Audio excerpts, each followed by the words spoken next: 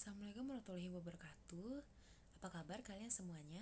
Saya harap semua baik-baik saja dan tetap jaga kesehatan ya. Oke, kali ini kita akan membahas mengenai masalah generasi muda dalam masyarakat modern. Sebelumnya, kalian sudah tahu ya secara umum apa itu masalah generasi muda? Ya, contohnya seperti seks bebas, narkoba, bullying, dan hal lainnya. Dan kita sekarang ini akan membahas secara mendetail. Oke, simak terus ya. Oke, di sini ada kompetensi inti, ada KI 1 sampai KI 4. Di sini kompetensi inti bertujuan untuk mencapai kemampuan peserta didik saat pembelajaran berlangsung. Lalu kompetensi dasar, di sini yang pertama menerapkan konsep-konsep dasar sosiologi untuk memahami ragam gejala sosial dalam masyarakat. Lalu mengaitkan realitas sosial dengan menggunakan konsep-konsep dasar sosiologi untuk mengenali berbagai gejala sosial di masyarakat. Lalu, indikator pencapaian kompetensi. Yang pertama ini, peserta didik harus mampu menganalisis masalah generasi muda dalam masyarakat modern. Lalu yang kedua, peserta didik mampu menyaji tentang masalah generasi muda dalam masyarakat modern.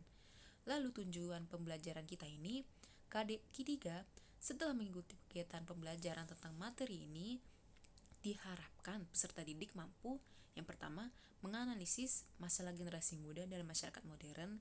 Lalu KD4, setelah mengikuti kegiatan pembelajaran ini, diharapkan peserta didik mampu menyajikan hasil diskusi tentang masalah generasi muda dalam masyarakat modern. Oke, kita langsung saja ke materi ya. Di sini ada ciri-ciri masalah generasi muda. Jadi masalah generasi muda ini umumnya ditandai oleh dua ciri yang berlawanan, yakni keinginan untuk melawan dan sikap apatis. Nah, keinginan untuk melawan ini contohnya seperti bentuk radikalisme, delinkuensi, dan sebagainya. Nah, kita amati ya gambar pertama. Di sini gambar pertama ialah keinginan untuk melawan, yaitu radikalisme. Radikalisme itu sebuah kelompok yang tidak setuju oleh aturan yang berlaku dalam masyarakat dan mereka menentangnya dalam cara anarkis. Nah, itu disebut radikalisme. Lalu delinkuensi. Delinkuensi itu istilahnya yaitu kenakalan remaja. Nah, radikalisme dan delinkuensi itu termasuk keinginan untuk melawan. Lalu ada sikap yang apatis. Sikap apatis itu kalian sudah tahu ya lah. Sikap apatis itu ialah sikap yang tidak peduli pada lingkungan sekitar. Seperti yang ditunjukkan oleh gambar ketiga. Kita lanjut. Faktor yang menimbulkan masalah generasi muda. Nah, pada masyarakat sedang ini mengalami masa transisi, generasi muda seolah-olah terjepit antara norma lama dan norma baru. Jadi, generasi tua seolah-olah tidak menyadari bahwa saat ini bukan lagi segi usia, tapi segi kemampuan. Nah, akan tetapi persoalannya generasi muda sama sekali tidak diberi kesempatan oleh generasi tua seperti orang tuanya untuk membuktikan kemampuannya. Maka dari itu, generasi muda ini tidak diberikan kesempatan untuk menunjukkan kemampuannya.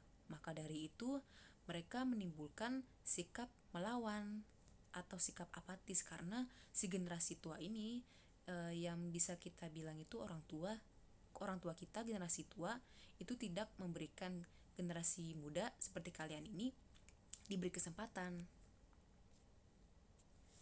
Lalu selanjutnya penyebab timbulnya masalah generasi muda.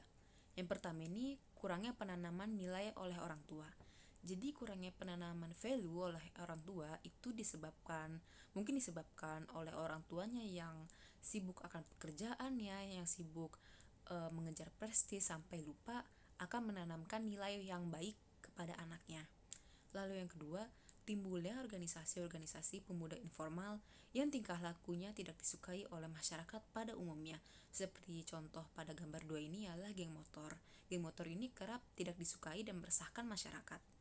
Lalu yang ketiga, timbulnya usaha-usaha generasi muda yang bertujuan untuk membuat perubahan-perubahan yang disesuaikan dengan nilai-nilai kaum muda.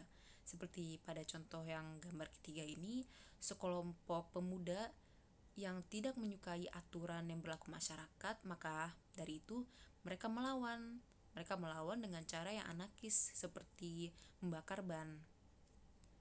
Oke, selanjutnya ini tindakan meminimalisir masalah generasi muda. Masalah generasi muda ini dapat diminimalisir dengan cara mengarahkan pelajar mengikuti ekstrakurikuler yang ada di sekolah. Mengapa?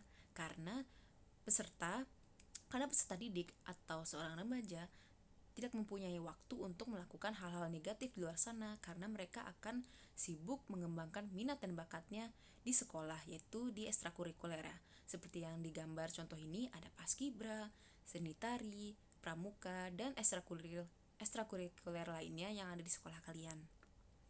Oke, seperti itu ya materi kita kali ini. Selanjutnya saya akan memberikan soal yang terdiri dari esai dan PG. Oke, sekian dulu ya. Nah, di sini ada quote yang harus kalian ingat, yang harus kalian tanamkan di sini, yaitu yang keren itu bukan anak muda yang banyak gaya, tapi anak muda yang punya banyak karya. Oke, sekian. Wassalamualaikum warahmatullahi wabarakatuh.